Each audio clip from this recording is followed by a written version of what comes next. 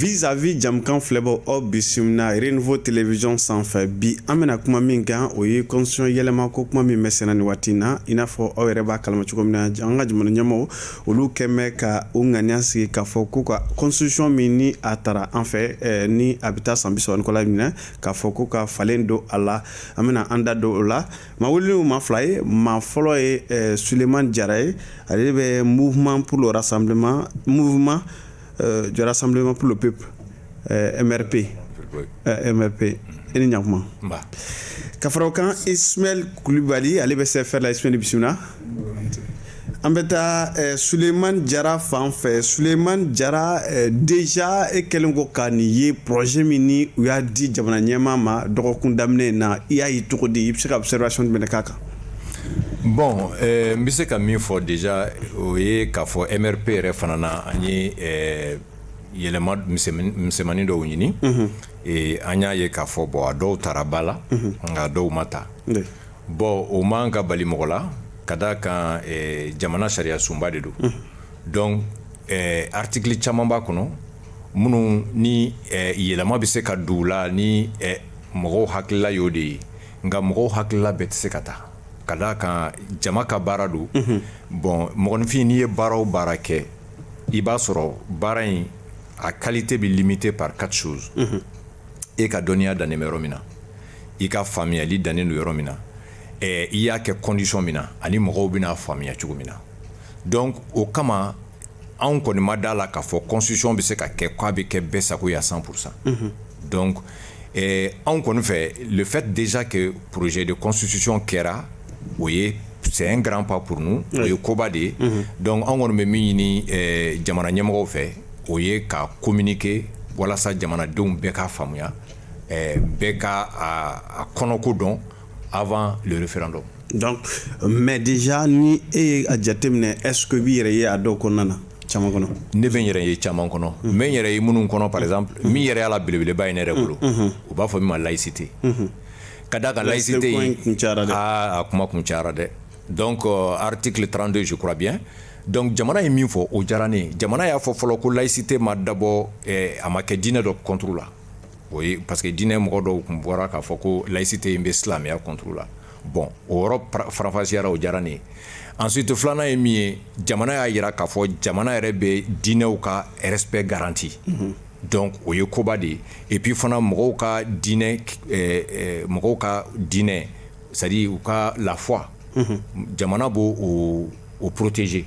donc o fana ye koba de ye donc ne yɛrɛ fɛ laïcité ka se ka expliquer ni article kɔnɔ ni cogo in na o ye koba ye donc n'a b'a permet fewu k'a fɔ diinɛ ɲɛmɔgɔ minnu ɲɛna ko laïcité nana diinɛ contre la olu k'a faamuya k'a fɔ o tɛ mais jamana yɛrɛ bɛ au contraire mɔgɔw ka diinɛ ko protéger o ye koba ye donc vraiment pour moi c'est très important. Ensuite, voilà. Ensuite, bon, dans un pays en guerre Mali bɛ cogo min na à renforcer le pouvoir du président moi je trouve ça tout à fait normal parce que dans un pays en guerre il y a l'armée il y a le président donc c'est les deux plus grandes institutions minnu yɛrɛ bɛ se ka koba kɛ dans ce cadre là par exemple quand le pays est en guerre jamana ɲɛmɔgɔ si il est élu si il a une majorité ale ka wele mɔgɔw ka teli k'o lamɛn bon armée bon c'est l'armée qui fait la guerre donc pour moi renforcer le pouvoir du président dans un pays en guerre bon le fait que président a bɛ premier ministre ta a b'a choisi a bɛ se k'a ka baara ban tuma min y'a diya pour moi déjà ça c'est parce que souvent président bɛ premier ministre utilisé comme des boucliers bon donc souvent pour moi a bɛ le fait que le président peut faire ça ça lui permet de se mettre derrière le premier ministre alors que Nina maintenant le premier ministre c'est à son choix il peut le révoquer comme il peut le garder donc ça renforce le pouvoir du président. Maintenant, révoqué au corps avec fin que aba yɛrɛ sɔrɔ kɔnɔna na. Voilà, président bɛ yɛrɛ sɔrɔ kɔnɔ. Mais ni président yɛrɛ sɔrɔ kɔnɔ don min na, a b'a révoquer. Donc ça donne plus de liberté au président. Ne yɛrɛ fɛ. Voilà. Ismaël e b'i yɛrɛ y'a kɔnɔna na. Bon souvent an b'i fɔ ne tɛ n yɛrɛ y'a kɔnɔ. Parce que an ka jamana bɛ a fɔ anw ɲɛna an ka constitution o bɛ min fɔ an ye an ka jamana taabolo la ni jamana bɛ lahalaya dɔ kɔnɔ ko da man ka don kuma dɔ la à plus forte raison k'a fɔ ko k'ale falen o waati kelen na. Oui, mais est-ce que le débat tɛ évolué? Oui, bon, non, n'a débat bɛ évolué, peut-être a bɛ évolué mɔgɔ wɛrɛw ka niveau la, mais anw ka niveau la a tɛ évolué parce que anw bolo tiɲɛ tɛ quoi. Min ye tiɲɛ an bɛ taa n'o de ye. Moment min na an ka constitution bɛ en vigueur k'a ye ko ko kura wɛrɛ bɛna ta ka don o kɔnɔ o constitution ka bon anw bolo ni kuma minnu bɛ ka fɔ ye bi quoi. Donc ne tɛ n yɛrɛ ye nin lahalaya ninnu kɔnɔ. N bɛ nin lahalaya ninnu ye dɔrɔn comme diversion de don. Tu sais ka jamanadenw mara sa parce que a tun fɔra e ni ne bɛɛ lajɛlen y'a mɛn u da k'a fɔ ko référendum ko kuma min bɛ sen na ko nin kalo tile 19 k'an bɛ taa référendum na bi ye kalo tile fɔlɔ ye baara jumɛn de sabatira jamana in kɔnɔ kelen min b'a yira e ni ne la fɔlɔ k'a fɔ ko kalafili minnu yɛrɛ bolodalen don don na nataw la walasa jamana ka ɲɛsin olu ma o ye fɛnw ye minnu bɛ anw ɲugun nin baara ninnu na mais ne tɛ jigin minnu yɛrɛ b'a kuma la bi ne tɛ jigin olu caman na n bɛ ka jigin mɔgɔw la bi minnu yɛrɛ sɔnna mun na e tɛ jigin o la ouais minnu yɛrɛ sɔnna ka taa fara ɲɔgɔn kan fɔlɔ k'olu bɛ nin fɛn in dilan en tant que républicain en tant que maliden o ye fɛn ye min bɛ ne kamana gan kojugu quoi parce que wagati min na i b'i ka jamana bonya i b'i ka jamanadenw bonya o waati kelen ka t'i da don kuma dɔw la i ka jamana kɔnɔ tuguni ne b'a ye dɔrɔn jamanadenw bonya de tɛ dɔw yɔrɔ la jamana ko kuma la parce que ala ye chance di minnu ma bi ka kuma olu bolo olu de ta ye jamana ye wa olu de kelen sago bɛ jamana ko la mais u k'a dɔn k'a fɔ u bɛ ka kuma minnu tɔgɔ la olu ɲɛyɔrɔ b'a la parce que wagati min na école ba kelen ni kɔ datugulen bɛ jamana min kɔnɔ jamana min intégrité territoriale 60 ni kɔ ka se 70 ma o tɛ jamana yɛrɛ ka yamaruya n'a ka mara kɔnɔ o waati kelen e b'a fɔ k'e bɛ taa référendum na e bɛ taa référendum na ni qualité jumɛn ye ou e bɛ taa la ni se jumɛn ou bien parce que e bɛ se ka kuma de don wa wali kelen marifa b'i bolo ka mara kɛ bi o de don wa donc ne ka faamu ni n ka miiri la waati dɔ nana ten an ka nin jamana in denw bonya an k'a dɔn k'a fɔ k'an bɛɛ jɛ ye min ye o ye jamana in de ye mali tɛ limité bamakɔ dɔrɔn na wali kelen duguba minnu bɛ jamana in kɔnɔ o tɛ jamana dan ye e ni ne bɛɛ bɔra k'a ye dɔgɔkun furancɛ tɛmɛnen kɔnɔna la an kɔrɔ dɔrɔn premier ministre min bɛ jamana ɲɛma a ma se ka taa faso la ka sababu kɛ lakanabaliya ye o waati kelen na aw b'a fɔ k'aw bɛ référendum k'o jamana kɔnɔ o tuma a bɛna référendum ninnu bɛna taa organiser salon de kɔnɔ wa ou bien a bɛna taa organiser bi moi je pense que jamanaden kelen kelen bɛɛ ɲɛyɔrɔ de bɛ référendum ko kuma la o waati la minnu bɛ jamana kɔfɛ ka sababu kɛ lakanabaliya ye minnu kɛn bɛ k'u sigiyɔrɔw bila ka sababu kɛ lakanabaliya ye aw m'a ɲini fɔlɔ olu ka basigi bɛ se ka na olu fan fɛ cogo min na walasa u ka se k'u dungo ta nin ko in na o waati kelen a b'a la ko aw bɛ taa référendum na a b'anw kamana gan sogoba tu sais ne tɛ n yɛrɛ y'a kɔnɔ n tɛ n yɛrɛ y'a kɔnɔ ka d'a kan an ka jamana ye jamanaba de ye n'o ye mali ye constitution min dilanna mali la san 1912 waatiw la mais n yɛrɛ ye o constitution in na parce que minnu y'o dilan o donni kama cɛw ni musow de tun don minnu ye coup d'état kɛ fanga dɔ binnen na n'o ye musa tarawele ka fanga ye ala ka hinɛ a la u tilala ka coup d'état reconnu a reconnunen kɔfɛ u y'a ye k'a fɔ an bɛ taabolo min na an ka lajɛ an ka amélioration wɛrɛ don jamana gestion cogoya la ka mara cogoya yɛlɛma donc o mara cogoya yɛlɛmani kɔfɛ jamana bɛɛ y'i yɛrɛ y'a la an y'o misaliw ye n'a sɔrɔ ne dama don a kuma la an y'a misali caman ye parce que jamana o donni y'a sɔrɔ danaya bɛ mɔgɔw ni ɲɔgɔn cɛ wa ɲɛmɔgɔ minnu y'o engagement kɛ o don ɲɛmɔgɔw tun don mɔgɔw bɛ da minnu na mais aujourd'hui ɲɛmɔgɔ minnu yɛrɛ bɛ anw ɲɛ on sait pas u bɛ min yɛrɛ fɛ olu yɛrɛ ka laɲini ye mun ye Mali ko la. Oui, mais au cas donc o ye fɛnw ye minnu plan d'action du gouvernement bɛ o t'u taga sira ya. Plan d'action gouvernement o épuisera Mali la nin y'o kalo joli ye Sogoba. Malidenw an yɛrɛ t'a dɔn Mali bɛ ka mara minɛ min kɔnɔ bi an kelen kelen bɛɛ mɔgɔ bɛ plateau in kan dɔ ɲininka dɔrɔn ko plan d'action gouvernemental min bɛ yen bi k'a bɛ ka taa sira min kan e t'a dɔn ne t'a dɔn minnu bɛ k'an filɛ olu t'a dɔn donc moi je pense waati dɔ nana ten an k'a lajɛ fɔlɔ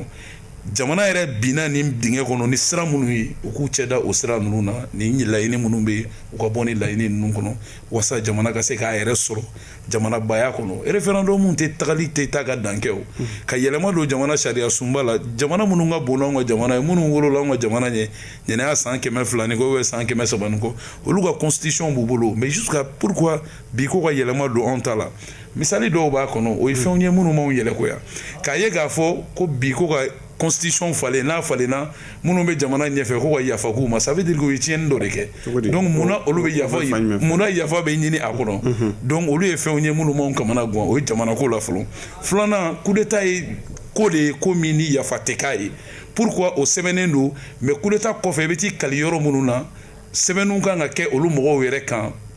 en un mot b'a résumé ye min na dɔrɔn ne tɛ n yɛrɛ ye nin ko ninnu kɔnɔ an ka nin da kɛrɛfɛ an k'an ka jamana lakana an ka élection ɲuman organiser vraiment u ka taa n'u ni sariyatigiw kan ka ɲɔgɔn ye don min na u ye min kɛ u ka taa ɲɛfɔ sariya ɲɛkɔrɔ vraiment moi je pense que c'est mieux que tout. Jara k'ale ta yɛrɛ ye donc ne bɛ min fɔ nin na n'i y'a jateminɛ président saba ɲɔgɔn olu y'a tenté ka constitution in falen. Bon, moi je crois que yɔrɔ dɔ bɛ yen mɔgɔw bɛ ka ɲinɛ o yɔrɔ kɔ constitution ko in na c'est que tant que constitution yɔrɔ dɔ ma falen accord d'Alger tɛ se ka appliquer. Bon, au fora. Donc constitution in faleni kun dɔ y'o ye et pour moi c'est peut-être l'une des choses les plus importantes. Ni accord ni ma appliqué Mali bɛ situation min na bi bɛɛ ɲɛ b'a la. D'abord ani jatigɛwale kɛbagaw bɛ ɲɔgɔn na mais minnu fana tun ye marifa ta k'a fɔ k'u b'u ka hakɛw ɲini jamana fɛ olu fana bi mouvement b'u fɛ yen a mɔgɔ t'a fɔ k'u bɛna fɛ u b'a fɛ ka u ɲɛsin jamana ma an ka segin kɔrɔlen na mais u kɔni sisanama u fana wulilen bɛ k'u jɔ parce que olu fɛ jamana kɛlen bɛ k'u ka ko bila donc révision constitutionnelle ou bien changement de constitution o de bɛna ta ba la fana pour que accord d'Alger ka se ka appliquer. Donc ne fɛ ni fɛn o fɛn bɛ se ka na ni hɛrɛ ye quoi ani bɛn ni ka balawu éviter ne fɛ an k'an k'o lajɛ quoi. Donc président saba y'a essayé a ma ɲa an bɛɛ b'a dɔn fana transition a kɔni bɛna kuma min na fo ka n'a bila bi la mɔgɔ caman dalen b'a la k'a fɔ transition c'est à dire mɔgɔw confiance len bɛ transition na ka tɛmɛ politique mɔgɔw kan. A kuma fɔ man di confiance bɛ o ka tɛmɛ Ismaël ninnu kan. Bon en tout cas i b'o de ye Mali kɔnɔ bi a bɛ don min na ko bi donc jamana den caman ɲɛna transition ka to yen o de k'a kɛ o ka fisa président élu wɛrɛ ka na a ka bloquer an tɛ a banna o ɲɔgɔn ninnu donc anw kɔni fɛ vraiment anw m'an yɛrɛ yala a ka kɛ pour que jamana ka avancer quoi. Ça veut e bolo ni ça c'est une occasion en or. C'est l'occasion en or. On a à la tête du pays une transition mɔgɔw bɛ transition dalen bɛ transition min na mɔgɔ min bɛ na kɔfɛ an b'a dɔn an ka élection c'est toujours contesté il y a toujours des problèmes donc min bɛ na kɔfɛ est-ce qu'il sera contesté est-ce qu'il sera accepté est-ce qu'on va lui permettre de réviser ou d'amener une nouvelle constitution la question est là donc maintenant min kɔni b'an bolo bi an b'o dɔn ko mɔgɔ t'i bolo kɔnɔ jɛgɛ bila i sekɔrɔ jɛgɛ ye donc transition min bɛ yen mɔgɔw dalen b'a la donc an k'a to transition ka nin kɛ aucune œuvre humaine n'est parfaite voilà donc u bɛ constitution min kɛlen filɛ nin ye peut-être ce sera amélioré plus tard peut-être ce sera corrigé plus tard mais pour le moment an bɛ don min na i ko bi jamanadenw kɔni moi je représente le citoyen lambda comme je l'ai dit pour le citoyen lambda les débats d'intellectuels olu bɛ yen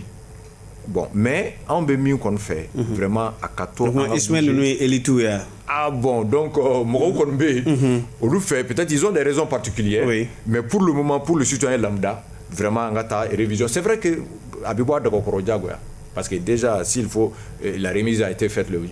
27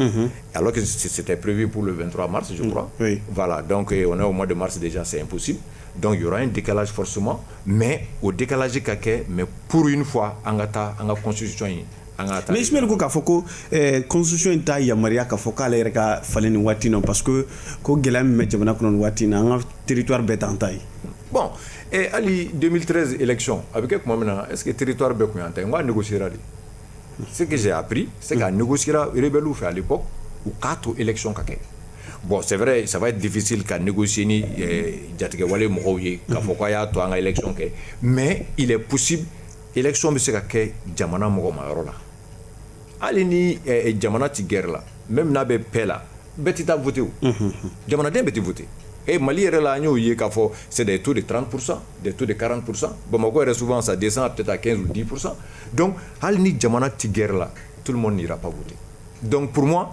ni jamana mɔgɔ ma yɔrɔ n'olu sera ka voter et si on arrive peut-être à avoir un accord avec la MINUSMA ou d'autres forces pour sécuriser des bureaux de vote je pense que référendum bɛ se ka kɛ. Ismaël ni transition mana fana ma kɛ a kɛli bɛ gɛlɛya dɛ parce que an y'a ye président minnu élu la démocratiquement i n'a fɔ Alpha Oumar Konare ATT IBK n'u bɛɛ y'a tenté u ma se ka sɔn mais est-ce que ni transition tɛ a bɛna se ka kɛ yan. Oui Sogoba an bɛ nin kuma jaabi tu sais transition t'a kɛbaga ye tu sais président minnu dɛsɛra déjà que élu la démocratiquement légitimité ni fɛn bɛɛ b'o la mais u ma se k'a kɛ. président minnu dɛsɛra k'a kɛ u ma dɛsɛ k'a kɛ dɔwɛrɛ kama parce que laɲini o laɲini n'i b'a kɛ mɔgɔ fɛ fo a tigi k'a dɔn i ka laɲini yɛrɛ ye mun ye an ka mɔgɔw bɛ baara dɔ de kɛ ka sɔrɔ ka na n'a ye kɛnɛ kan wa baara kumaw bɛ fiti kɛ ka sɔrɔ mɔgɔ minnu yɛrɛ intéressé olu ma kunnafoni a la donc o de nana ni caman échouéli ye hali IBK ta ye non a bɛɛ échouera ten de parce que a ma échoué cogo wɛrɛ la dɔw de bɛ n'u sigi an ka téléw n'an ka radio la ka na sisi ni wayi fɔ an ɲɛna nkalon kan tout le monde sait très bien que a bɛɛ ye nkalon fana ye aujourd'hui an ka segin an kɔ il y a 20 ans de cela maliyɛn tun tɛ tɛmɛ mɔgɔ miliyɔn 14 kan ou bien mɔgɔ miliyɔn 15 mɔgɔ miliyɔn 14 bɛ mara ni sariya dɔ ye bi mɔgɔ miliyɔn 20 diyagoya i bɛ falen dɔw don i ka taabolo la mais o falen dontɔ taabolo la o bɛ ɲɛfɔ de an ka jateminɛ la bi an ka jamana bɛ nin lahalaya la an bɛ ka taa nin cogoya la c'est comme cybercriminalité lajɛ o tun tɛ yen il y a 20 ans ou il y a 30 ans donc an ye sariya dɔw dilan o tun tɛ se k'o concerner mais o ko in nalen u sigira k'a lajɛ k'a fɔ nin ko bɛ se ka ta nin bɛ se ka ta wasa k'a don ba la donc o kow ɲɛfɔra mɔgɔw jɛnna n'a ye jamana sariya sun tɛ fali jamana sariya sun yɛlɛmaw de bɛ don taabolo dɔw la dɔɔni mais ka taa jamana sariya sun ta don n'a dugujɛ k'i bɛ t'o yɛlɛma o mana an ka jamana y'a dama jamana de ye diɲɛ yɛrɛ kɔnɔ parce que fɛn dɔw yɛrɛ bɛ yen i bɛ k'o mɛn an ka jamana in dɔrɔn de kɔnɔ i t'o mɛn yɔrɔ si dire aujourd'hui ko mɔgɔ minnu tɛmɛna ko danaya kun t'olu kan o mana mɔgɔ minnu b'a ɲɛ bi danaya b'olu kan ne bɛ fɛ mɔgɔw k'a fɔ n ɲɛna sɛbɛnfɛn kelen min bɛ sɔrɔ Mali sɛbɛnfɛn dɔ la min b'a jira ko coup d'état k'an ka yamaruya mɔgɔ ye ne bɛ fɛ mɔgɔw k'o dɔrɔn de yira ne la dire aujourd'hui ka tila k'a fɔ an ɲɛna tuguni ko maliyɛn bɛ mɔgɔw bɛ yɔrɔ min na ça c'est une insulte vraiment n b'o fɔ Jarakɛ ɲɛna en tant que u ka parti yɛrɛ tɔgɔ ko mouvement des quoi là les citoyens lambda a kana fɔ ko mɔgɔw bɛ yɔrɔ min na n ko mɔgɔ ma yɔrɔ non mais mɔgɔ ma yɔrɔ in mɔgɔw bɛ Mali non mɔgɔw bɛ Mali bi na an y'a ye k'a fɔ an ka jamana yɔrɔ dɔw fana bɛ yen minnu fana ni jama mɔgɔw bɛ Mali fantan mɔgɔw bɛ Mali fantan ani naani bɛɛ fɛ hali n'a sɔrɔ la condition tɛ kelen ye mais munna kan de déplacer bɛ yen voilà munna condition tɛ kelen ye munna kan de déplacer bɛ yen parce que ministres b'an ɲɛfɛ bi olu dɔw sɔnna k'a fɔ jamanaden dɔw ɲɛna k'a ye sɔn ani ni jatigɛlamɔgɔw ka bolonɔbila sɛbɛn kɛ wasa ka vie bonya ni karama kɔnɔ fɔlɔ yanni état kana secours la donc moi je pense que n'i bɛ kalafili organiser aujourd'hui i b'a organiser o yɔrɔ la kumakan b'u fana la o jamanadenw de don donc e tɛ se k'a fɔ jamana bɛ gɛlɛya kɔnɔ kuma min na e tɛ se ka taa jamana fan min fɛ k'i bɛ jamana fan dɔ kɛ priorité ye o ka gɛlɛn en 2013 Mali tun tɛ nin situation kɔnɔ en 2013 Mali tun bɛ situation min kɔnɔ o ni nin tɛ kelen ye donc an bɛ kuma fɛn fila kan min tɛ kelen ye an k'a bɔ ɲɔgɔn na 2013 Malidenw yɛrɛ dama de tun bɛ ɲɔgɔn na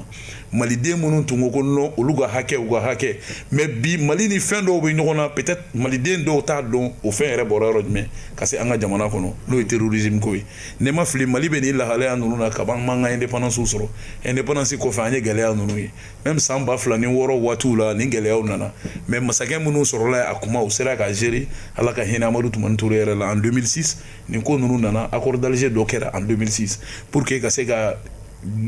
nɔgɔya don ani ɲɔgɔn cɛ bon bi in na référendum ko kuma an b'a ye dɔrɔn k'a fɔ an ka bɔ ɲɔgɔn lamarasali kɔnɔ an ka taa essentiel la jamana ko la mais essentiel fana tɛ parce que sariya kelen kuma bɛɛ a bɛ bila en cause oui sariya in yɛrɛ ka falen o tɛ sogoba da tun man ka don a la parce que priorité tɛ jamana fanga bɛ bin don min na k'a daminɛ juin kalo tile 5 san 2020 minnu bɔra u ma bɔ référendum ko kuma la Mali la koyi u bɔra de ko kɔngɔ bɛ maliyɛnw na u bɔra de ko minɔgɔ bɛ maliyɛnw na ko u bɔra de ko kɔngɔ bɛ maliyɛnw na ko minɔgɔ bɛ maliyɛnw na ko lakanabaliya bɛ Mali la ko baara ti malidenw bolo ko Mali kiiri ko tiɲɛnen don anw ma référendum ko kuma mɛn u da dɛ donc moi je pense aujourd'hui kuma dɔw bɛ il est grand temps an ka bɔ olu kɔnɔ an ka taa essentiel la essentiel ye jumɛn ye bi an ka intégrité territoriale jamana a bɛ se ka a yɛrɛ sɔrɔ cogo di basigi ani lakana kɔnɔ o sabatilen kɔfɛ ni ko wɛrɛ minnu bɛ na jamanadenw mana sɔn président min na ka kala fili a ye o bɛ se ka na ni réforme politique ye c'est très normal aujourd'hui u bɛ fɛ k'u yɛrɛ don histoire jumɛn de kɔnɔ min man ɲi u ma un président de la transition il n'est pas un président légitime président de la République tɛ chef de transition de don donc u ko u yɛrɛ bila o minɛn kɔnɔ u bɛ posture min kɔnɔ u ka bɔ o kɔnɔ minnu bɛ ka tɛgɛrɛ f'u ye bi u k'a dɔn ko jamana jamakulu dɔ de sigilen don min bɛ k'an bɛɛ filɛ que ça soit min bɛ k'a fɔ u ɲɛna a ka ɲi o min bɛ k'a fɔ u ɲɛna a man ɲi o dɔw de bɛ kuma date minnu bolo n'a a fɔ yɔrɔ yɛrɛ t'u la o ka ca ka tɛmɛ jamakulu in bɛɛ kan donc waati nana ten olu minnu ni kuma da t'u bolo an k'a lajɛ an k'u bonya u ka taabolo n'u ka hadamadenya kɔnɔ bi gɛlɛya jumɛn de b'anw na kɔngɔ de b'anw na minɔgɔ de b'anw na lakanabaliya de b'anw ka jamana kan sira tɛ anw ka jamana kɔnɔ courant bɛ tigɛ don o don hali an ka baaraw an tɛ se k'an ka baaraw yɛrɛ kɛ bi ka sababu kɛ courant tigɛ moi je pense que u k'a yɛlɛ fɔlɔ u ka priorité u ka o kɛ u ka priorité ye fɔlɔ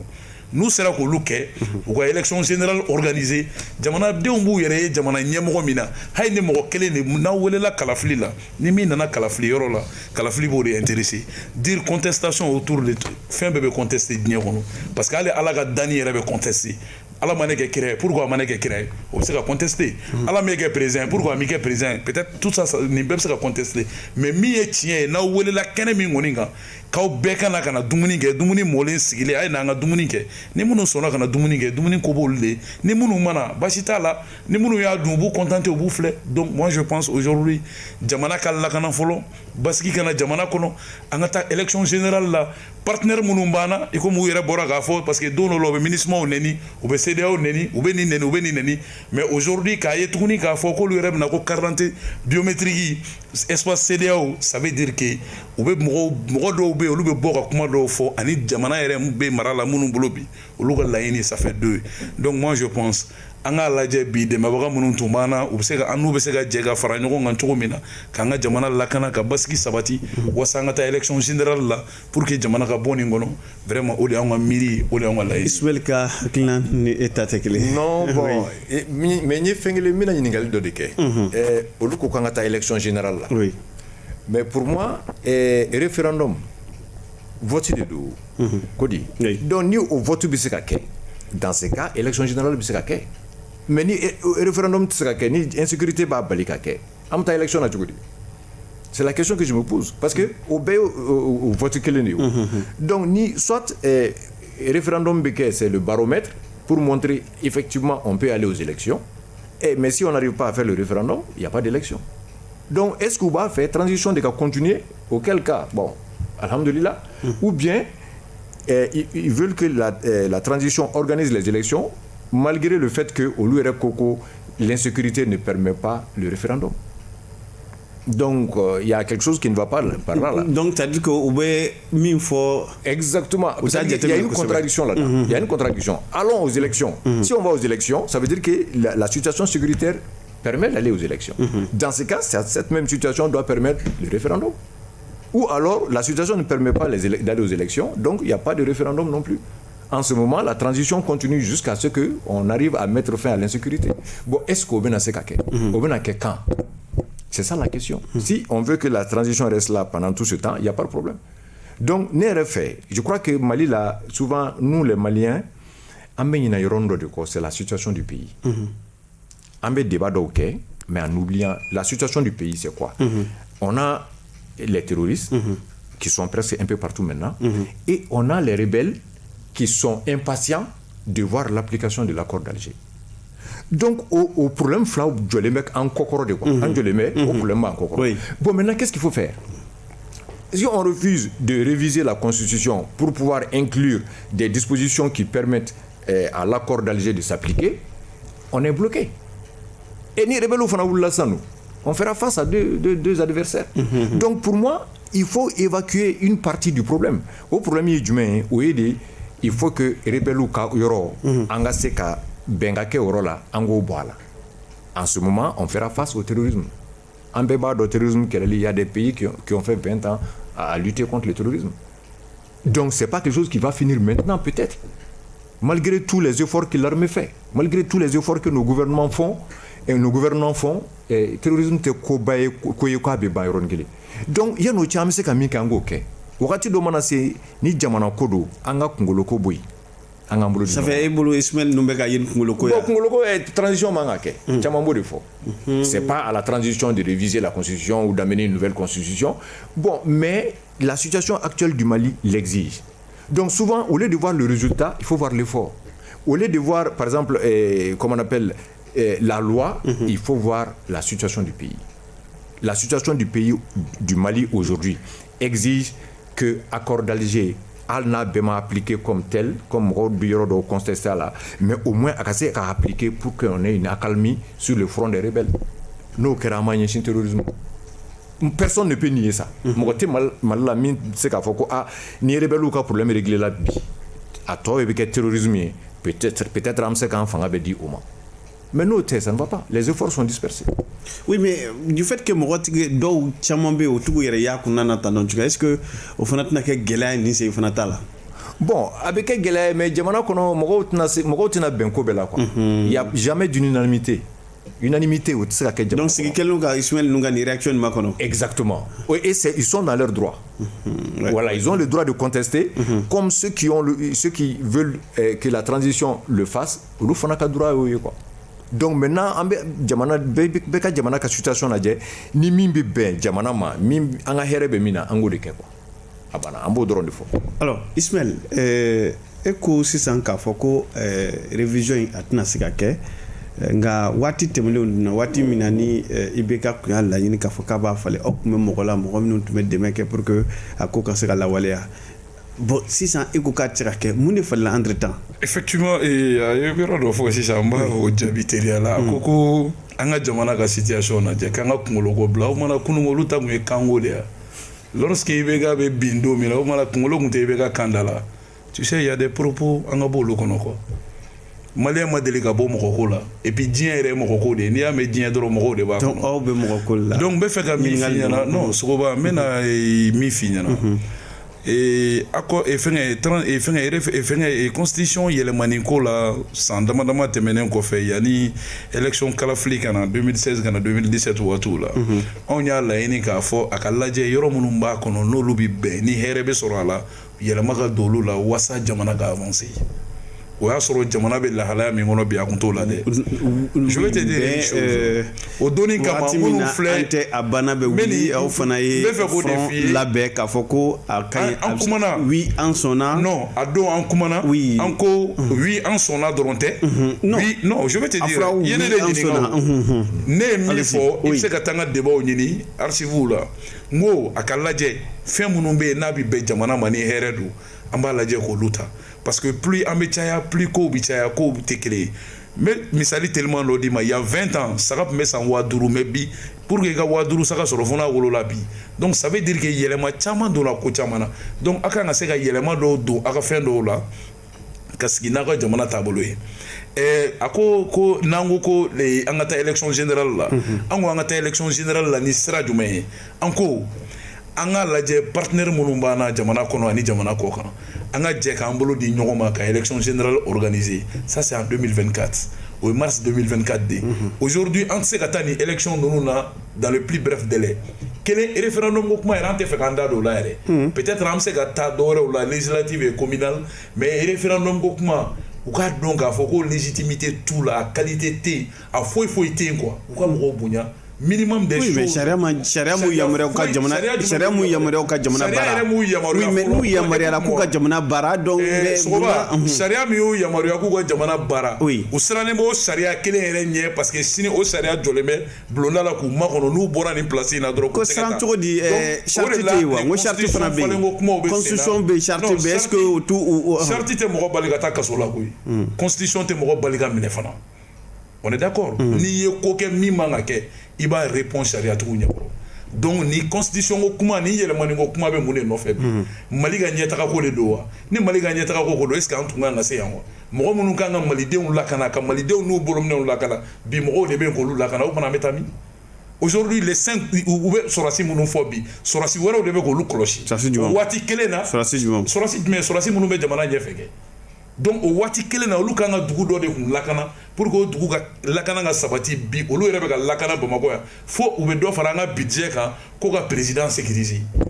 un président militaire ka dɔ fara budget kan ko ka tila k'a sécuriser kabala in da ma deli k'a mɛn c'est pourquoi kuma dɔw la n bɛ n yɛrɛ ɲininka yalima an bɛ jamana min kɔnɔ jamana sugu jumɛn de don wali kelen mɔgɔw bɛ miiri ni jamana yɛrɛ miiri cogo sugu jumɛn na parce que moi je pense il est temps an ka bɔ nin ko ninnu. Mais Ismaël on est tous des Maliens. Ismaël jaabi dɔ b'i bolo.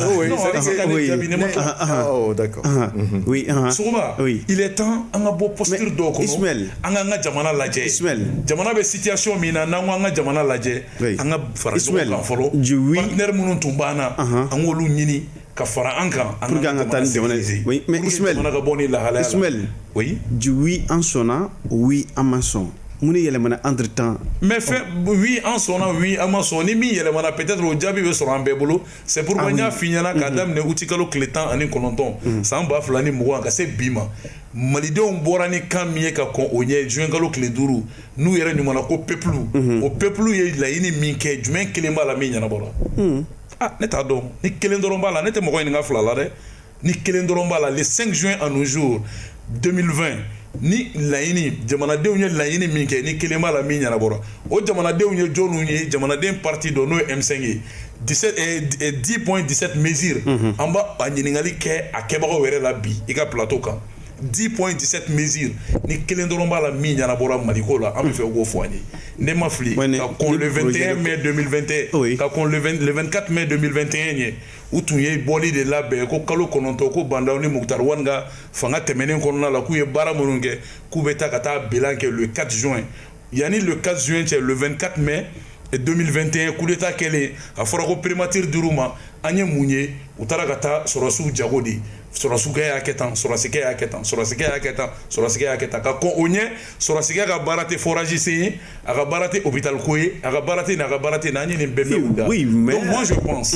i bɛ k'o fɔ mɔgɔ dɔw de ye pour que u k'i lamɛn o mɔgɔ kelenw de bɛ jamana kɔnɔ olu ma sa ka ban fɔlɔ donc il est temps an ka lajɛ an ka taa essentiel la an ka bɔ fɛn dɔw kɔnɔ an ka jamana tun man ka coup d'état ye k'a to ni problème oui mais est-ce que ni jamana fana ko maralen do ka ɲɛ oui bi a maralen do ka ɲɛ a maralen do ka ɲɛ bi wa a t'i n'a fɔ an bɛ ka non ne y'i ɲininka n ka maralen do ka ɲɛ bi a mara cogo tɛ ka jugu bi ni kunu ye donc a maralen tɛ ka ɲɛ n'a maralen est-ce que tɛ ka jigin an bɛɛ yɔrɔ kan awɔ non n'a maralen kun tɛ ka ɲɛ kunu bi bɛ cogo di Ismaël kunu tun ka fisa ni bi ye est-ce que tɛ ka jigin an bɛɛ yɔrɔ jigin an bi yɔrɔ la an talon yɔrɔ jɔn ni an talon jango an ka bi minnu y'an talo pour leur propre intérêt et non l'intérêt des peuples maliens minnu y'an talo yɛrɛ ka intérêt de kama mais est-ce que marabaaw fana y'u jɔyɔrɔ fa jumɛn est-ce que marabaaw fana y'u jɔyɔrɔ fa marabaga se dɔ de b'i ye danyɔrɔ de b'i la président min bɛ ka jamana ɲɛfɛ a kɛ don ye président ye le 7 juin ka se bi ma a ye marifa kelen ci jamana tɔgɔ la ne bɛ e yɛrɛ ɲininka a ye marifa kelen ci jamana in tɔgɔ la wa donc moi je pense que président tɛ mugu ci dɛ non président tɛ mugu ci mugutilaw de bɛ jamana kɔnɔ président tɛ kumakɛlaw de bɛ jamana kɔnɔ n'i y'aw ye aw ye anw invité ka na yan e ka baara de ye nin ye donc bɛɛ n'i ka baarada de don jamana kɔnɔ an y'a min yɛrɛ da dɔgɔkun dama dama tɛmɛnen ko sɔrɔsikɛ ko n'i y'i sen don jago la k'i k'a dɔn ko kɔlɔlɔ bɛ se ka y'a kɔfɛ wa sɔrɔsikɛ min fana mana na ka na coup d'état kɛ jamana kɔnɔ kɔlɔlɔ bɛ se ka b'o fana la dɛ donc bi référendum ko kuma u ka waganden da kɛrɛfɛ an ka taa essentiel la bon ne ye kuma in bɛɛ faamu c'est-à-dire il faut aller à côté quoi il faut qu'on aille à l'essentiel l'essentiel aujourd'hui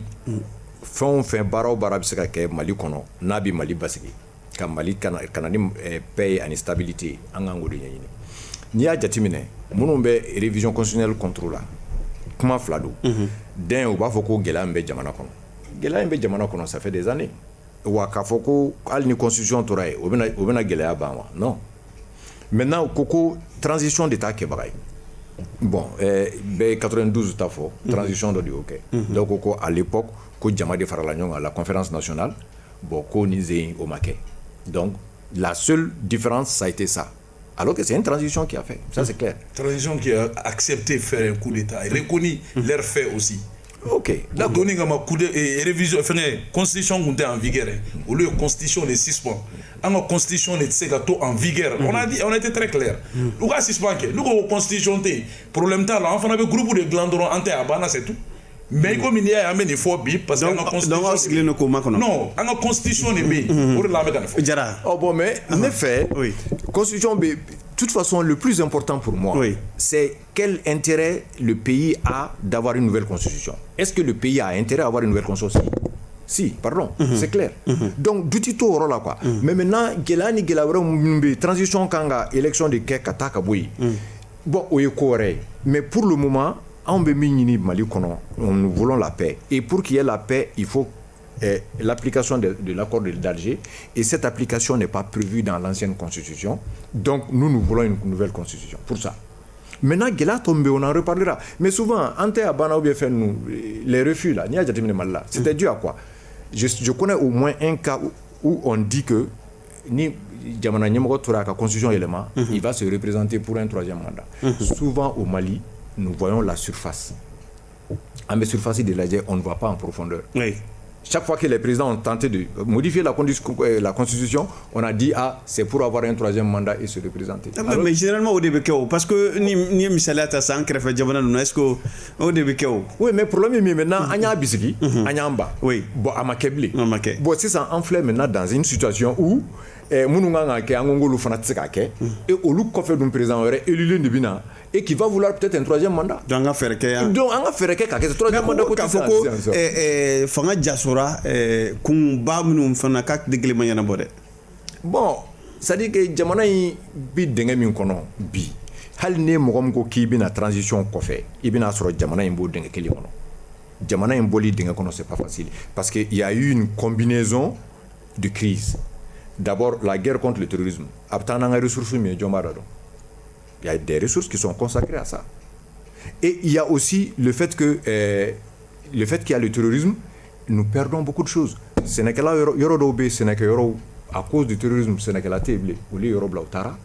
Yorodobe, Bagantseka Mara blé, parce que vous venez qu'à Bagamne là. Et sans oublier qu'au Besrautke, Yorodobe, impôt Tsekataï, douane Tsekataï, parce que tout simplement, c'est une zone. Oh, mais transition sans flamme, Kata sans ça va faire, c'est ça. Ni transition ma siko bola est-ce que kum ko nanna est-ce que en tout manga ibeka to ya chien clean aller va saka faire que kalabo. Bon, vous savez mogombe fanga nani mogomma na fanga la folo aka famille ni aka kodon tikeli. Oui. Je prends un exemple. Barack Obama abina kumamina akokona na kwa bi Guantanamo datu. Anana ka 8 ans ke kata Guantanamo dale. Donc mbe fanga na ni te fanga na otikeli. C'est vrai que Ibise a estimé qu'à fois ne manana fangana ne bi fanga gérer ni chogoina ne bi jamana mara ni chogoina mais jamana marali au chogola obena jamana bonogola ta bonogola et tout donc parce que tu n'as pas toutes les comment on appelle toutes les données et tu n'as pas toute la situation financière du pays. Ali mo mena nunu ko il va venir trouver que aller laidou douta mais atseka time parce que quand il voit l'état des finances du pays ce n'est pas le cas. Mais est-ce que ni projet de construire avec Maliens qui attente complet et répond? Bon, nous qu'on fait ni Maliens qui attente de Jamana Inga Baski que la paix revienne au Mali et ne refait Abouka attente complet. Ismaël Djarakoko avec Maliens qui attente complet parce que est-ce que Nabo ke envenate fendo black en yesi bema parce que bene ni ne no kosobe. Ben mi ñini nendo mënu nga rebe jamana ñefe est-ce que lu ben faire est-ce qu'il veut que en bonne situation oui mais Ismaël est-ce que non awasa accusation te boy ne tu accuser ku to karsa ne répondira kan to daw ou quoi ke wala amega ko mode kan depuis ne don domine ma delega ne ga do refo en ke wala mbe nga jamana ko no me kuma no de du moment où ameni problème yere kono aw ba do problème be aw boli wolola jamana bina ne bolo no jamana bina ya fa ñini de kan ke aw ma bara folo pour que aw se ka jega aw tege di ñoko ma. Oui mais du fait qu'amo au débat kono ka bla anta essayer ka évoluer don ibe évoluer betami ibe fe ka tayro mina ne be fe go de don parce que amore ñini kan ka garan donan c'est non fembi c'est na miti garan yo ibe tamini ibe fe ka évoluer ka tami ikele tse ka tay ñini mo go de betay eni mo munu kan ka tay e kele me ko lu abandonner abora ga fiye na ko yalma jamana be geleya min kono jamana be jone ka geleya kono jamana be kudita kele ka geleya de kono ibeka non jamana be kudita kele ka geleya de kono parce que pourquoi ibeka kile la geleya ani mi ibeka kile la tulubidon yo wafla ni keme fladi bi tulubidon wana ni keme shegini ou bena mon fanya na ko likira ni kele o dam na salu mais est-ce que o ya soro o wo prix là oui mais est-ce que mal droit jamana mais kuma kele ne fo mo ye jamana kula n'aw ka jamana be situation dɔ kɔnɔ a b'a lajɛ a ka jamana be dɛmɛ cogo min na aw be ɲɔgɔn dɛmɛ cogo min na ka bɔ a kɔnɔ a b'o de ɲini n'i y'a ye ni Mali a ye kalo 1 ou kalo 3 ɲɔgɔnna kɛ premier ministre 6 dɔrɔn de be jamana kɔnɔ munumunu na ni jamana kanu tɛ o tɛ kɛ dɛ ninnu minnu bɛ jamana ɲɔfɛ diɲɛ fara lahara kan bi u t'o kɛ mɔgɔ yɛrɛ parce que ils sont pas là pour le peuple malien et ils sont là pour eux-mêmes olu b'o dɔn anw b'o dɔn sinon ni Mali ko don qu'est-ce qui l'empêche aujourd'hui n'olu fila tɛ se ka taa ni jamana ye yɔrɔ la mun b'u dɛsɛ bi ka kelen bɔ a la pour que kana ni mɔgɔ ye min bɛ se ka malidenw wele autour du Mali min bɛ se ka mɔgɔw wele jamana kɔnɔ ani jamana kɔ kan a ye an dɛmɛ walasa an faso ka bɔ ni gɛlɛya kɔnɔ don o don an bɛ mun de mɛn an faso la yan karisa ye jamanaden jugu ye nin sigiɲɔgɔn ye nin y'an sigiɲɔgɔn jugu ye ka d'a kan hali i filɛ nin constitution ko kuma min na nin constitution kɔnɔ u y'a yira k'a fɔ k'an ka langue bɛɛ langue officielle ye mais k'an bɛ baara kɛ ni walekan ye n'o ye tubabukan ye kan jumɛn o ye faransikan kan ye e bɛ ka mɔgɔ min fana ba nin don o don hali bi i balannen b'o ka ko la donc moi je pense waati nana ten kana ba lɛsogo la k'a naji min quoi il est temps an ka tiɲɛ fɔ ɲɔgɔn ye ni jamana in kunna mɔgɔw de kɔnna an ɲɛ koyi olu tɛmɛna wa an yɛrɛ kɔnna dɔw ɲɛ an yɛrɛ kelen kelen bɛ tɛmɛ i b'a fɔ an ma na mun bɛ to o ye lakali ye donc ni lakali ɲuman bɛ sɔrɔ o ka sɔrɔ an kelen kelen ye waati min na i bɛ miiri harajinɛ la o waati kelen na miiri ko jahanama fana bɛ yen donc an ka mɔgɔw bɛ ka rêver de ka sɔrɔ u ɲɛ yɛlɛlen don kɛcogo foyi t'o la an ka taa essentiel la an ka jɛ ka fara ɲɔgɔn kan an tɛ essentiel kɔnɔ u ka gouvernement min bɛ yen bi i komi u bɛɛ tɛ se ka jɛ ka taa ka bɔ yen parce que marifa bɛ sɔrɔsiw bolo donc n'u tɛ se ka bɔ yen sinon u fila bɛɛ de kan ka bɔ yen le président et le premier ministre ka na ni mɔgɔw ye qui peut réconcilier le malien mais n'u fila tɛ se ka bɔ yen parce que marifa bɛ dɔw bolo min bɛ se ka bɔ yen u k'o bɔ yen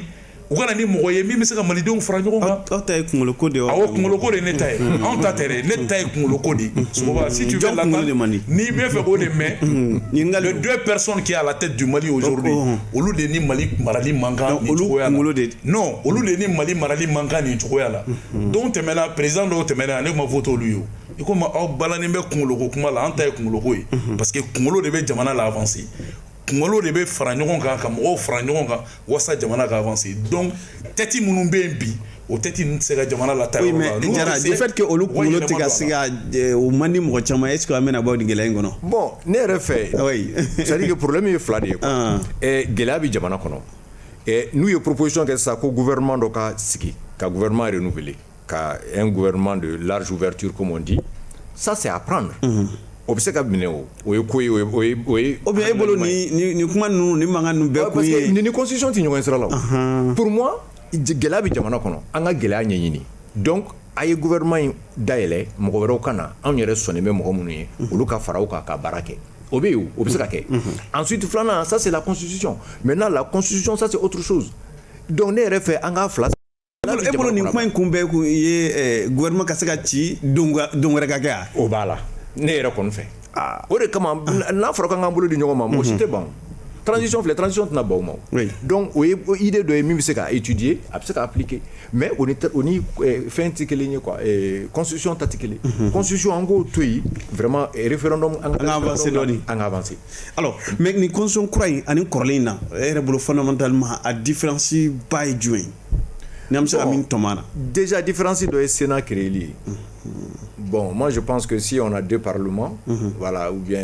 deux chambres non, moi je pense que si c'est bien fait, et puis Abi permet plus de représentativité dans le pays. Bon, et bon, Mali Makobola, aligné fo, koronfela là c'est ça. Bon, n'a farako anga voter reka nyema. Pratiquement du coup d'obé motéo. Mais le fait que dans le Sénat, mokodobe souvent dit kabla Sénat kono. Donc ils deviennent des représentants. Mais si on devait aller à une élection, ils n'ont pas d'électeurs. Donc, le fait que le Sénat créera NRFF, vraiment, c'est une grande avancée. Voilà. Donc, oui, Koba de Nerebolo. Bon, et puis, le fait qu'on a... Bon, j'espère que ça va résoudre la laïcité. L'article, parce que ça, vraiment, ça me tient beaucoup à cœur. Une guerre religieuse au Mali, au thème Koshika Here. Voilà. Nia Alibi, guerre religieuse Malala depuis l'indépendance aujourd'hui. Vraiment, c'est dû à la laïcité. Faut beaucoup femmes. Donc, ni laïcité sera comme Macron. Ce qui a été écrit dans l'article, ni religieux ou yo famille, angata au sera fait. Vraiment, oui, ça quoi. Alors, Ismaël, au-delà, Moroko Kabwala, ani Ninkai ni Mai, mais Gafin, ere mou apprécié Gafin Konana. Souvent, nous réfléchissons à ça. Non, Gafin. Oui, ça, Gafin. Ne kan ka fɛn fɔlɔ min apprécier a kɔnɔ i b'a dɔn min o ye coup d'état yɔrɔ kuma de ye fɔlɔ o kɔnna mais a ma kɔn i komi ne mago b'a la ka kɔn cogo min na parce que ne mago bɛ coup d'état ka kɔn faso la n'o ye Mali ye n'i y'a kɛ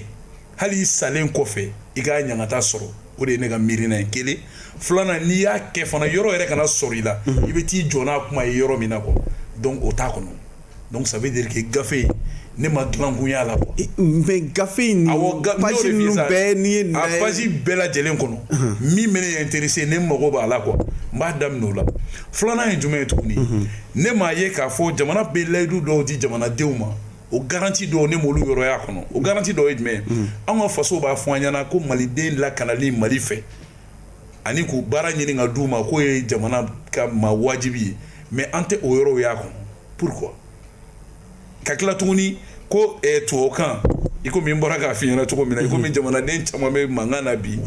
kuma da bɛ minnu bolo dɛ sinon jamanaden bɛɛ tɛ minnu bɛ ka se ka kuma ko ka tubabukan ye kuma da tɛ dɔw bolo non kuma da tɛ dɔw bolo e ka plateau créé ni bi cɛ e ye mɔgɔ joli y'i ɲɛ la yan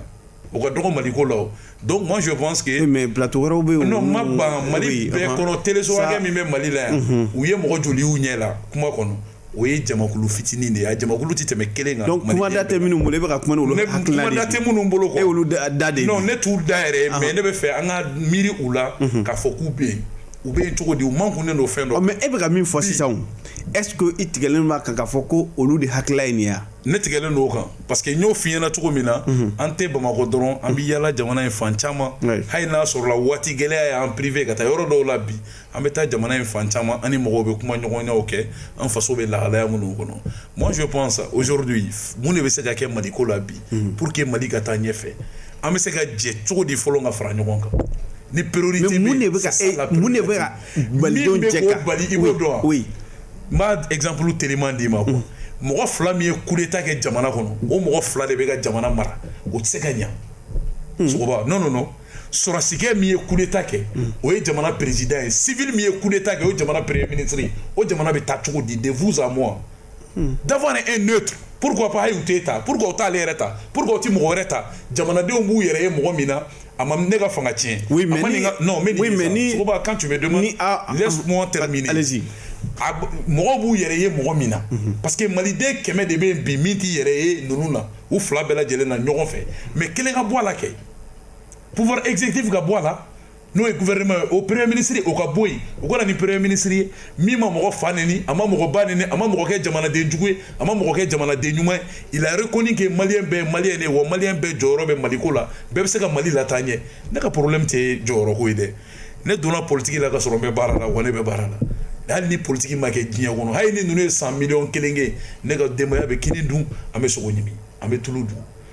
u mana na n'a ye sira o sira kan parce que o ye ne ka baara ye donc ne bɛ se k'o sɔrɔ n yɛrɛ hali ni ne ma t'o san mɔgɔ bolo mais bi mɔgɔ minnu a se sɔrɔli se tɛ minnu ye anw bɛ ka miiri olu de la bi bi in na anw ka jamana ko bɛɛ gɛlɛyalen don k'a sababu kɛ minnu bɛ jamana ɲɛfɛ parce que u bɛ mɔgɔw dɔgɔya an fɛ u bɛ mɔgɔw dɔgɔya an fɛ n bɛ misali teliman dɔ d'i ma anw ka nin jamana IMO jamana 8 min bɛ yen n'o bɛ union monétaire ouest africaine kɔnɔ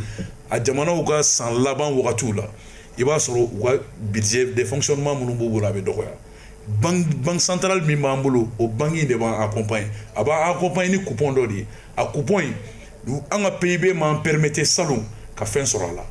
bon minnu tun m'anw dɛmɛ hali n'a fɔli man di mɔgɔw ye bon n tɛna o jamanaw tɔgɔ fɔ parce que a fɔli bɛ digi mɔgɔw la mais jamana dɔw de tun b'anw dɛmɛ ka coupon san ka di anw ma pour que an ka san laban n'an ka san laban na ni san kura daminɛna an b'u ka wari sara donc salon an ka jamana ye laɲini kɛ u ko k'an ka PIB t'an permettre u ka se k'a juru don a la jusqu'à ce que an ka laɲini nana fo miliyari 60 ni kɔ miliyari 70 ni kɔ an ma se k'a sɔrɔ donc jamana bɛ lahalaya de kɔnɔ mɔgɔw t'u yɛrɛ ye jamana min na mɔgɔw ye jɔn ye anw ka jamana kelen tɛ se ka bɔ n'a yɛrɛ ye a ye kuma dɔ f'i ɲɛna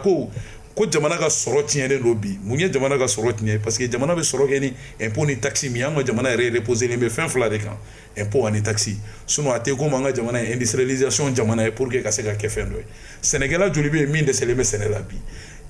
doyenw tɛ jamana fan caman de fɛ donc impôt tɛ sara jamana fan caman de fɛ olu wariw de dun bɛ fara ɲɔgɔn kan pour que ka jamana la bouger bon n'o o tɛ ka kɛ jɔnw de tun b'an dɛmɛ wagati tɛmɛnenw na dɔw de tun b'u bolo don an fɛ pour que an ka se ka a période ninnu tɛmɛ donc o dɛmɛbaliya minnu nana sisan o de bɛ ka refléter jamana ka ko bɛɛ kan gɛlɛya yɛrɛ yɛrɛ min bɛ jamana kɔnɔ dɔw yɛrɛ tɛ dɛ interlocuteur de tɛ yen kuma ɲɔgɔnyakɛlaw tɛ anw ka jamana kɔnɔ bi qui peut convaincre des bailleurs se bɛ minnu ye ka tɛmɛ an kan minnu ka jamana stabiliselen don n'an ka jamana ye an ka problème bɛ yan de don o don an bɛ mun mɛn souveraineté retrouver de respecter les choix di mais maliyɛn ka choix ma deli ka dɔgɔya koyi n'i y'i yɛrɛ dɔgɔya i bɛ dɔgɔya kɛ sinon an nana yan an bɛɛ bɛ k'an hakilina de fɔ donc moi je pense aujourd'hui u kana ni cɛw ni musow ye qui peut parler au nom du Mali qui peut aller voir ailleurs. Vraiment. Ni nous flatter. Non, au intérêt de Cabo Jamana. Intérêt Cabo Jamana. Parce que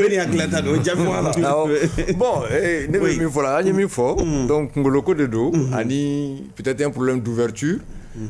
Pour que au moins voilà Kungolo Kurakana. Je pense que Kobo voilà malheureusement Malila son dobana c'est que on jette généralement l'eau du bain avec le bébé. Mali kono son de bana c'est-à-dire que ni kodo kanga kesi ça ambe problème takata fon refe ko dlo nyona si ça mo chama bangu constitution na donc Ismaël nous me fait fanga ka boso do ni exactement parce que kurole no voilà donc mo kungolo kura kana si ça parce que ay kuma do fo c'est vrai do ko premier ministre ko afana e parti nyemo way ko donc na élection organisée ko abison organiser a reka faveur là ou bien a kam ko ka faveur là bon bisigili de do quoi abi ko manyemi fo constitution ko la ka fonia est président intimidant de constitution il mal là troisième mandat ko de ba ko. Bon, malheureusement, Mali, on a un coup de chamayodi. Bon, on est filidé. Parce que la constitution, c'est quelque chose, on peut la réviser à tout moment. Oui. Donc, pourquoi ne pas laisser partir celle-là, à appliquer, ou bien à faire référendum kake. Maintenant, Djamanadou, référendum, c'est une occasion pour le peuple. Nous, mouillons là. Ils votent non. Projet Dylan Djamananyama, Mayala Binata, CNT de la saison. Normalement à Kangatai. Bon, on me mis nous du MRP. Vraiment, il faut que la Jamana Nyamofma ou ka tanta ka constitution il faut mo Jamana domi. Oui, mais ni baro fana telia jona en parce qu'il y a des délais fait fois menir ngate moluka. Ayo bo temena ka bon pour nous. Non, c'est consommé. C'est consommé. Donc pour nous vraiment qu'on prenne le temps d'expliquer, de dire dans nos langues nationales pour que les gens comprennent, le citoyen lambda comprenne réellement les tenants et aboutissants de cette nouvelle constitution. Non, Maquet, on va bâcler encore le travail. Or, déjà, M. Koulibaly, comme Roubé, déjà, qui ne sont pas déjà contents de la constitution. Donc, on m'a contenu. Nanye Boussanwere Douma. Oui. Donc, on m'a contenu. Voilà. Non, on t'a fait parce que. On m'a contenu. Exactement. On m'a mis une offre. Oui. Tant qu'on m'a fait, constitution, on m'a câble, qui fait follow. Voilà, Kungolo a fallu flow. Ah, bon. Idée d'eau, c'est à analyser, c'est à étudier. Parce que Djamana, quand on fait un gambo de Nyoma ni côté, tu dois parler d'ouverture aussi. Ok. Voilà. Ismaël. Tu sais, même il faut dire, moi, mon problème là. On a un problème de Fangako, on a un problème de Djamanadi. Fangako, c'est malade. Attends ça. Fangako, à l'aéro, parce que Fanga Baragala, de Bénani, sera Jamana kono jamana denw bɛ baara sɔrɔ ni min ye kɛnɛya bɛ sabati ni min ye min ye kɛnɛya bɛ sabati ni min ye lakana bɛ sabati ni min ye mɔgɔw bɛ baara sɔrɔ cogo min na jamana yɛrɛ bɛ se k'a yɛrɛ sɔrɔ bosonbagabaw cɛla cogo min na jamana ɲɛmɔgɔw de bɛ na n'o ye en général particulier tɛ na n'o ye quoi anw ye particulier de ye que ça soit mɔgɔ mɔgɔ hali n'i ye jakumani bila Mali ɲɛfɛ bi peu importe ne ka kuma ye min ye dɔrɔn mais Ismaël non mais laisse-moi aller non laisse-moi terminer mɔgɔ de bɛ bila Mali ɲɛfɛ mɔgɔ de bɛ bila Mali ɲɛfɛ écoute-moi bagan a tɛ bisigiya ni bagan ye oui mais plateau fana de don a ka kan an ka yɔrɔnin f'i ɲɛna parce que maa caman bɛ ka an filɛ donc a tɛ bisigiya ne ka problème tɛ bisigiya ni bagan ye a tɛ bisigiya n'o ye n ka problème tɛ mɔgɔ ko ye quoi n ka problème ye minnu bɛ se k'a gérer de c'est ça le problème moi mon problème aujourd'hui là c'est pas lié à qui que ce soit koyi ne ka problème ye dɔrɔn anw yɛrɛ ka entreprise minnu b'an bolo bi olu bɛ ɲini ka na datugu ka sababu kɛ baara sɔrɔbaliya yɛrɛ kelen anw ka sɛnɛkɛyɔrɔ joli de bɛ yen bi an tun bɛ kan ka baara kɛ yɔrɔ minnu na ni baara tɛ ka se ka kɛ yen an bɛ transformation minnu kɛ an ka transformation jɔlen don donc moi je pense aujourd'hui ne ka problème tɛ k'a fɔ ko karisa dɛ ne ka problème y'a kɛbaga ko di mais ninnu tɛ se yen u k'a di mɔgɔ wɛrɛw ma minnu bɛ se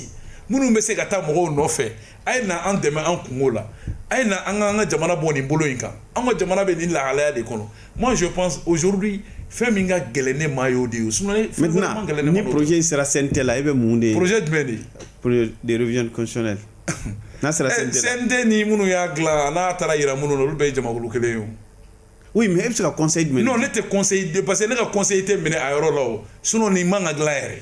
ni bɛ dansi an ka bi babu la min tun bɛ tali kɛ projet de constitution min bɛ falenni bɛ senna nin waati in na ma olu tun ma fila ye ma fɔlɔ ye Suleiman Jare ale bɛ